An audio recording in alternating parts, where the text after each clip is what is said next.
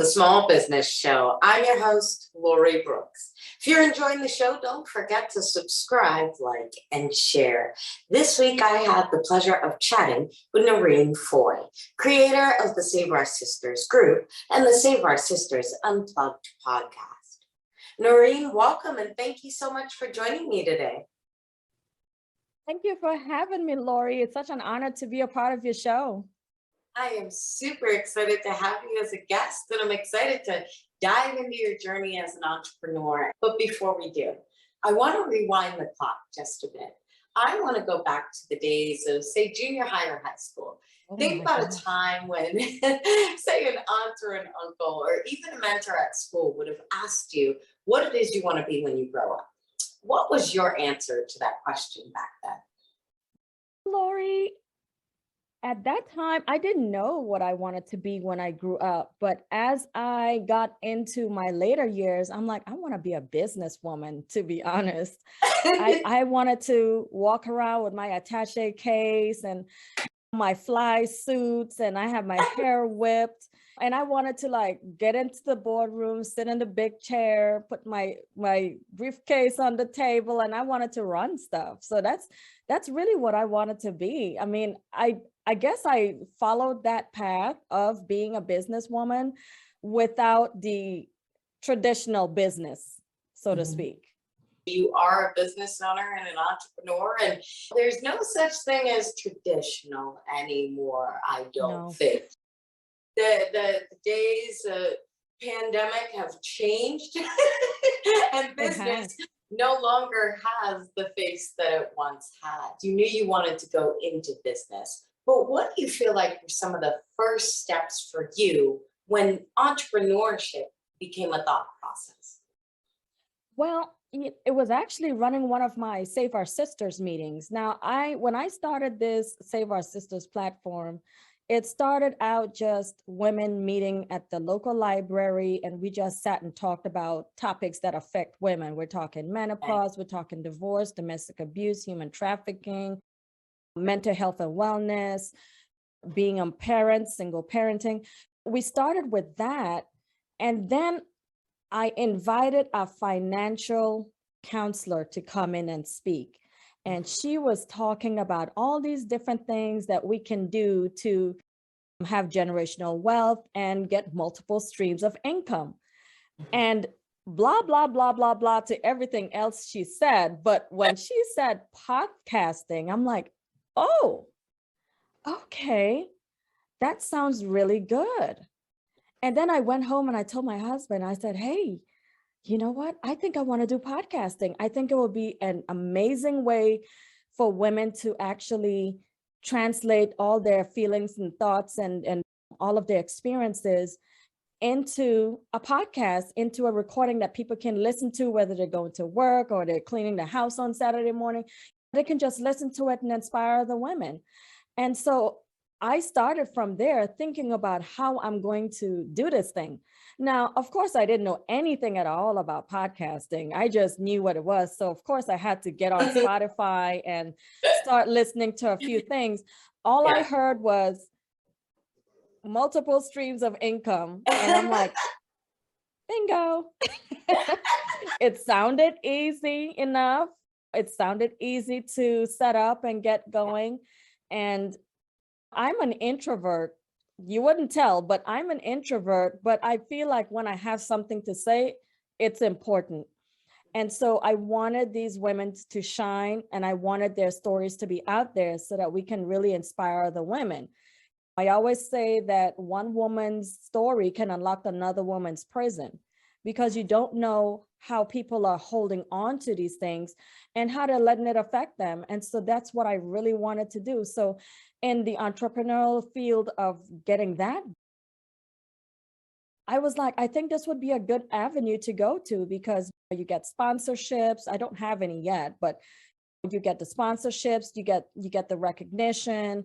And then not only that, these women get to share their stories and be part of something really bigger than themselves. And I wanted to be the one that would bring it to everybody else. You started off wanting to really help, empower, share the stories of other women with other women. And this was all offline, pre-pandemic, this was a group that you had started, and you brought in an outside speaker to help this group.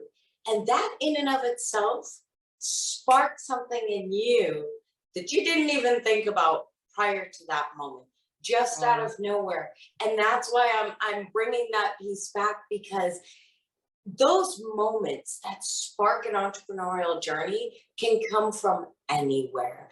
You never know when that moment's going to happen. It's not something you necessarily plan. It can come from anyone and anything at any time in the least expected moments. And it wasn't her presentation on finances that sparked the journey. It was the specific idea of podcasting that made you recognize it was a tangible avenue and journey that you yourself could begin taking, that could foster the conversation that was being had with the group that day with the advisor. And you took that and you ran with it. You began educating yourself on what a podcast was. You hadn't heard of it before. And that's the thing. You don't have to be an expert in whatever it is you're starting your entrepreneurial journey in. You don't. Absolutely. You can begin educating yourself.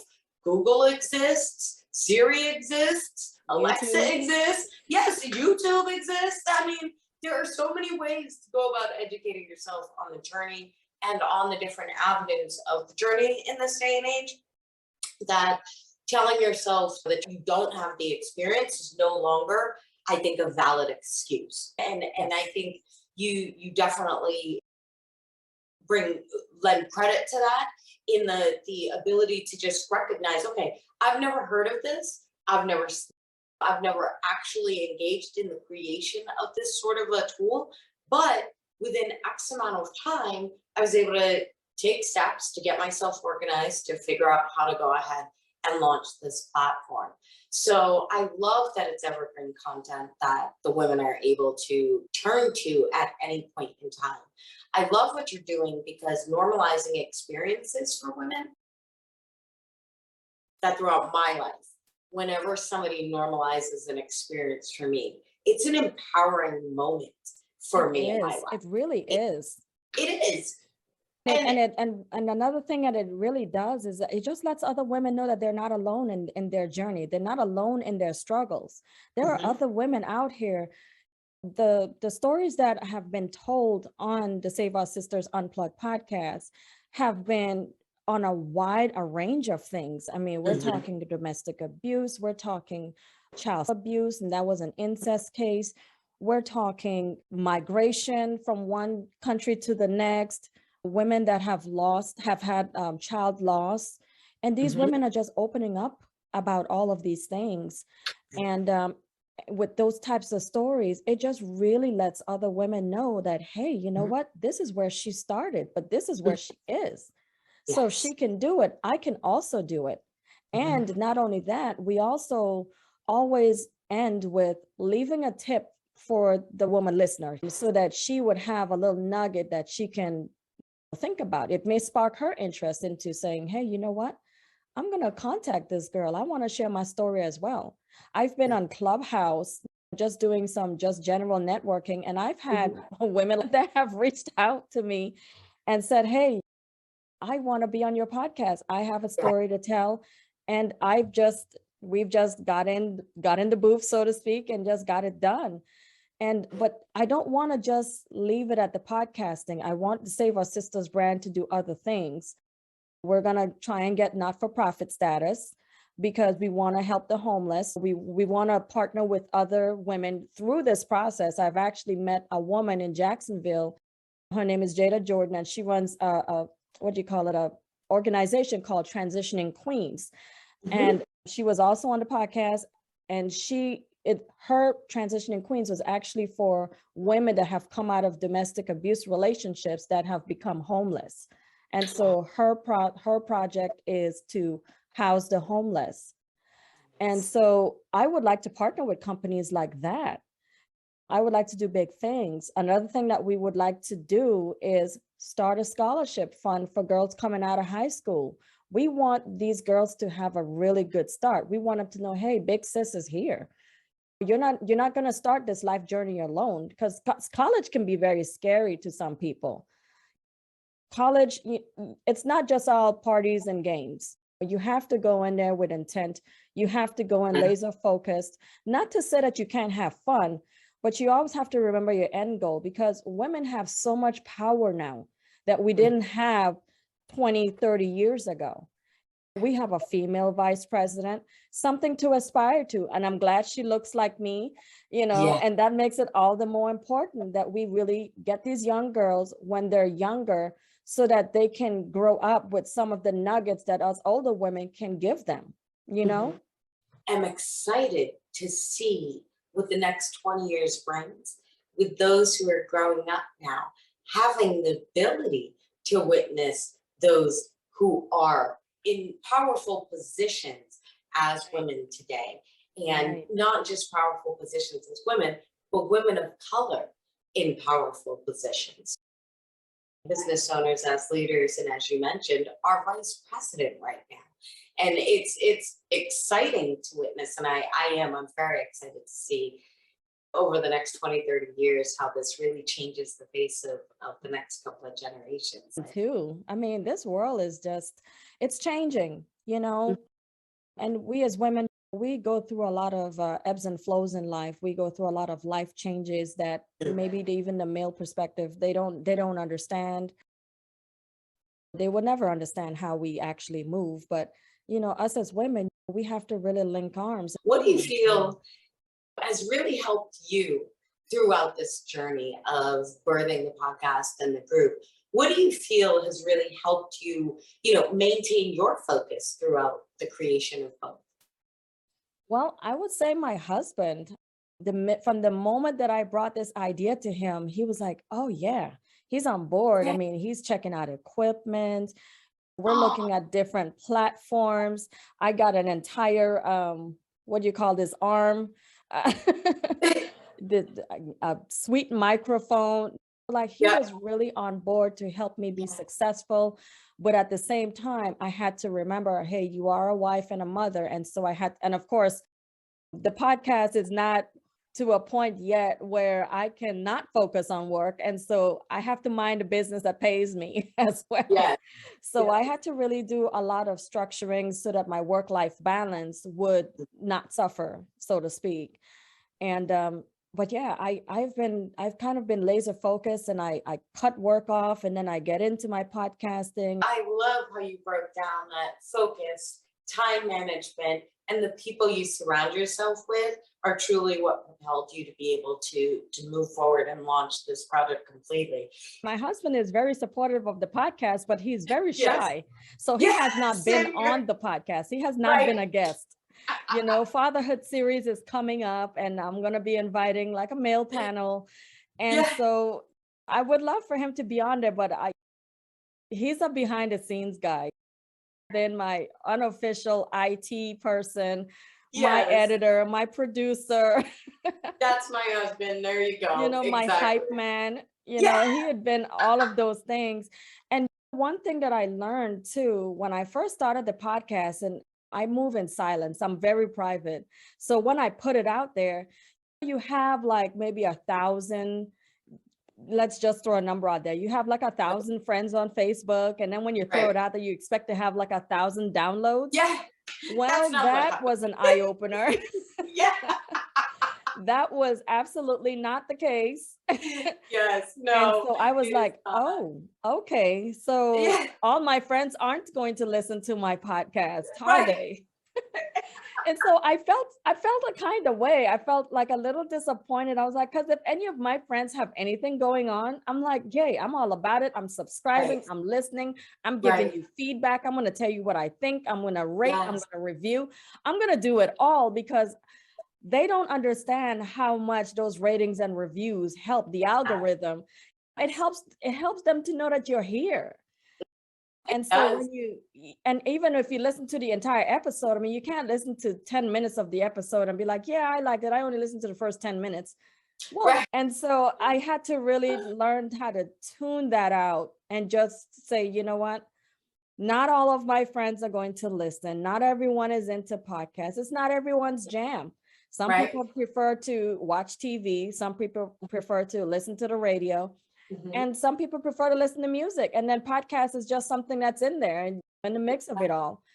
And so, but as I've become a little more experienced in this podcasting world, there is a podcast for everyone. Yes. And so I've learned a lot since I first started. But there are people that will definitely support you, like yourself. You come on, you invite me on, you say, hey, I want to give you a little exposure. I see you're starting out, you're doing your thing, and it meant so much to me to get that. No, of course. Really, this show is designed to help small business owners and entrepreneurs really learn about the entrepreneurial journey as a whole, and to provide small business owners with that opportunity to share their story, to share their business with the world. That ability doesn't exist in this format fully just yet until now. We have to get the message out there, and the message surprisingly is going to people that we honestly do not even know just yet. Yeah. You have to have a tough skin, because you might spend hours editing a podcast or interviewing people, and then somebody gets on and you say, so how did you like the podcast episode? And I'm like, and then you have to be like, oh, well, thank you. But you welcome the feedback too, because you want to improve.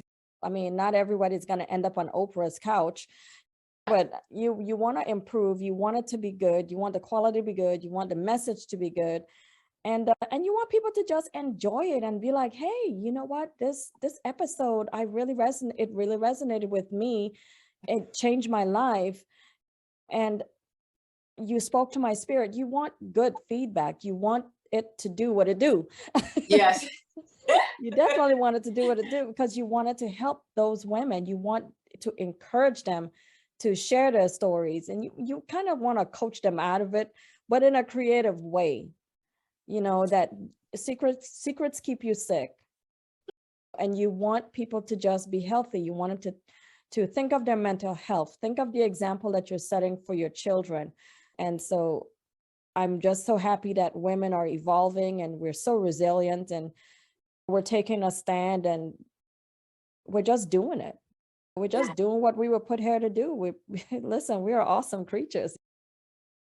We can do whatever we set our mind to. They say it's a man's world, but is it really? I'm not sure about that. I'm not sure about that. Sure. I'm not sure. They said the man is the head of the house, but we are the neck. And the head cannot move without the neck. Okay. So. Plus, we look cuter doing stuff anyway. There you go. Exactly. You're too funny. Now, let me stop, because I don't want your listeners to think that I'm some man basher. I'm really not. I've been told I was funny, so I'm trying to, You're funny. I appreciate you. So tell us all about where you are with Save Our Sisters as a group, as the podcast. What are your plans coming up next? Well, where I'm at right now is I am just creating the content that I see people need that's going on. I try to stay current with the content, but I'm open to people just coming and saying, hey, can you talk about this? And I'm like, yeah, we can definitely talk about this. The episode that I'm going to create next is a topic that I've never talked about, and is very controversial. And the title of it is going to be Pro-Choice, a Redemption Story. And so one of the ladies contacted me, and she'd had an abortion and she'd had redemption, and she wanted to talk about it. And I know that pro-life, pro-choice people, there's an equal amount of people on either side of the line, and everybody can say what they feel about it, but no one knows what anyone is going through until you can walk in their shoes, And so where I'm at right now is just trying to really get the stories that people can relate to, the things that people don't talk about, and then what I would like to do is get my not-for-profit 501c3 status going, so I can go ahead and start getting donations and setting up things, and maybe working with the Center for Prevention of Abuse, getting donations over to those centers, collecting cell phones that people don't use, because what people don't realize is you can still dial 911. And so those shelters actually use those phones for those things still. And so, of course, getting the programs ready, so that getting the scholarship program set up so we can get that pushed. And then there's a website in the works. So I will be so happy when that comes out. My brother has been working with me. He is actually right up there with my husband with support. I would like to create a huge event where we can get women of all ages. We're talking from the Gen Zs all the way up to maybe the baby boomers, because there's a gap between the generations. There's a gap of information that's lost between the generations. We grew up, I'm not a millennial. What am I? I'm in the 49. I'm 49. I'm like, where am I? You know what? I don't know. Gen X. I think I'm Gen X. I think so. And so there's things that we grew up that the standard respect. We respect our elders. And I'm not saying that millennials don't, but the way they do things is totally different to the way we do things. We don't push the envelope, but they push the envelope. They will hold your feet to the fire and they will light the match. And just having that platform where we can all come together, it's sort of like a Hey Sis event. And we can all just be there, and it'll be a comfortable environment. We want women to be completely informed. And we want the younger women to be informed too, because I grew up in an era where when women got pregnant, they would automatically kick you out of school. You would have to go to night school because they didn't want you to be an influence to the other girls. In this era, I had another program called Single Parents United. And one of the ladies, she came from a church in the area, and she was telling me of a story of a pregnant girl that came to their church, and she was looking for help. She found herself pregnant. She's alone. She didn't have family in the area, and she came to the church, and she was looking for help and guidance and maybe some acceptance, and they turned her away. And I asked her, I said, well, why did you guys turn her away? And she said, oh no, we don't believe in that. She's pregnant. We don't believe in that. I said, that's unfortunate, because that was a missed opportunity. You kicked her while she was already down. If you were going to turn her away, you should have at least given her some resources on where she can go to get help, even if your organization or your church does not provide what she needs. You send a message to this girl. One, she's being judged. And two, she's not welcome there. So now what happens to that girl? Now she ends up pregnant on the street, or she's uninformed, or she has nowhere to go. And this is what Save Our Sisters want. We want to eliminate that. We don't want that girl to be feeling like that. You know what I mean? Yeah. That's really what we don't want to do. We want everyone to feel welcomed. We want everyone to feel like this is a safe space. We want everyone to feel as though, listen, this is just girl time. This is sister time. You can come to us with any topic and we will not turn you away, because listen, no one's perfect. Every saint has a past and every sinner has a future. And so we're not going to judge you here, because we've all done some things. We've all have chapters of our life that we don't read out loud. You know what I'm saying? No one is exempt from having or making mistakes. No one's exempt from that. We're all human. But as a sisterhood, we will come together and we will figure this thing out. We will help you out. And if we can't help you, we're going to go ahead and direct you to someone else. So we definitely want this to be all encompassing. We definitely want it to be so inclusive. And we just want them to just be all right. We just want women to be all right, because as leaders of our communities, when women are okay, man, the communities are okay. The children are okay. Husbands are getting cared for, because we're lighter. We can breathe heavier. We can call up a sister and say, hey, my husband told me that this is what he was experiencing. What should I do? And then we'll all get together, maybe over wine, and we'll just have a discussion about it. But there's nothing wrong in seeking help. There's one thing with going and seeking help, and then there's another thing in bashing your husband. That's something that I definitely wouldn't do. So we were very intentional about how we speak to people, what we tell them, because we definitely want them to know that you can be uplifted and encouraged here, but we also will not bash your husband or your children with you. We have standards. We definitely will have standards. I love how you're creating such an inclusive and safe space. So anything at all that I can do to help you share the story and continue to grow, please don't ever hesitate to reach out. I am super excited about what they're doing, and it's super important. So I thank you for doing what you're doing. So thank you so much. I'm enjoying what I'm doing. It's actually a passion.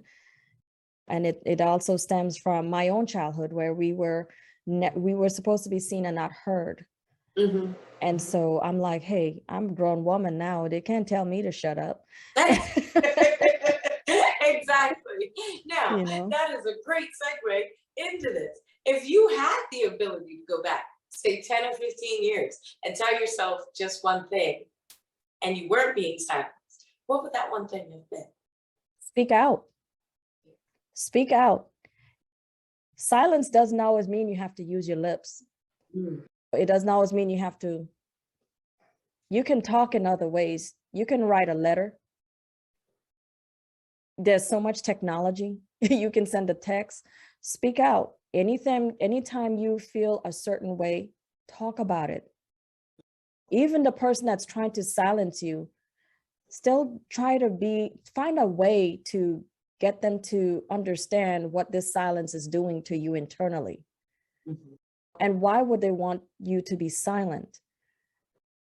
Seek help, seek therapy. I am a big believer in getting your mental health together. Mental health care is part of self-care. And I have been doing a lot of that. I mean, my seeing, hearing, tasting, smelling, touching, all of that is part of self-care. So, what you're watching on TV, what you're listening to, because what you listen to, you intentionally start to believe. What people are telling you, you have to be careful about what you're taking in. You have to set yourself up to have like a calm environment. So that's where the smells come from. And then what you're tasting, what you're putting into your body, you have to get your mind, body, and spirit aligned. And then you have to, as I always say, teach somebody else. You teach people how to treat you. But if I had to, oh my gosh, if I had to go back, I would not be as quiet as I was. I actually played into the role of being seen and not heard. I was very quiet, but I was observant. And there were some things that I saw that was not right, but because of, who my parents were and the environment that I grew up in, I was silenced, but I would speak out. I wouldn't care. I had a young lady that her boyfriend was beating her, and she wanted to cover up her bruises. She was fairly fair-skinned, and she wanted to cover up her bruises. And I said, why are you covering it up? This is not your shame. It is not your shame. You shouldn't be shameful to have these bruises. I would tell the world, I would tell everybody, this is what he did to me. You have to keep your power. Yes. You cannot give up your power. You can't give the devil that much energy. You cannot let him win. So my former self, man, she was so quiet. If I could go back, I would shake her and be like, listen, speak up. Yes. Speak up. Tell everybody what you're going through. They don't need to know all the details, but if something's not right, you go tell anybody. Somebody listen. If you tell enough people, it becomes a thing. Somebody will listen. Don't be afraid, because not everyone subscribes to that. And so you have to really go to people that you trust.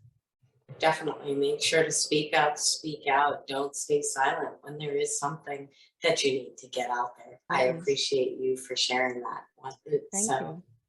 The show is really designed to help entrepreneurs come up with an idea for a business in an industry that they may not have been thinking about. So we are interested in what it is that the community might be able to help you with. If in fact you had a magic wand and could wave it and change anything at all in your business, either in the group or the podcast, whatever you choose, what would it be and why? I have such big dreams. My passion is helping the homeless. If we can get a building that where we can house the homeless, and my husband and I always say, if God would ever bless us financially enough where we can give back, I would buy a hotel. You know how those hotels are always selling out or they're closing down. It's already equipped as little studio apartments. I would turn that into a complete homeless shelter. I would, of course, it would still run like a hotel, but I would implement like maybe a 6-month program where people can get job skills, they can get cleaned up, they can live in dignity, with their dignity. Because a lot of the homeless people, people don't see them. And I want them to feel seen, and I want them to feel like they're still important. So if I were to building where we can house homeless people and or even homeless women, or maybe an extension of something else, Save Our Sisters Foundation,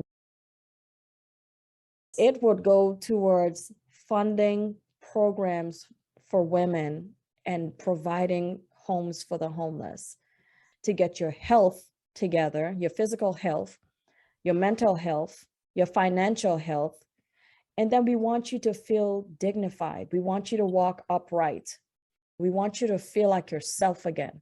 We want you to feel like you're contributing to society. Yes. So if I had the opportunity, man, I could do wonders.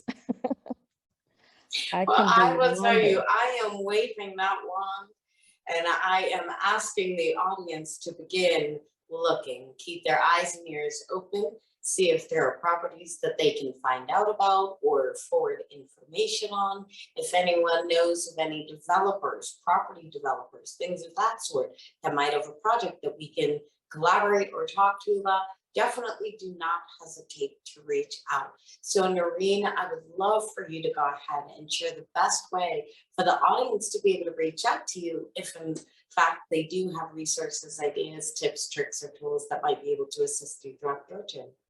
Well, currently I am on Facebook. They can send an email to saveoursisters2020@gmail.com.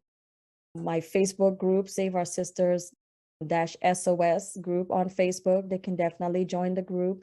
We're also on Instagram. We utilize YouTube as well. But we're not very good on YouTube. It's so many different platforms. It's like when you're working for someone else, you don't have time to be on every single platform. But the email is the best way for right now.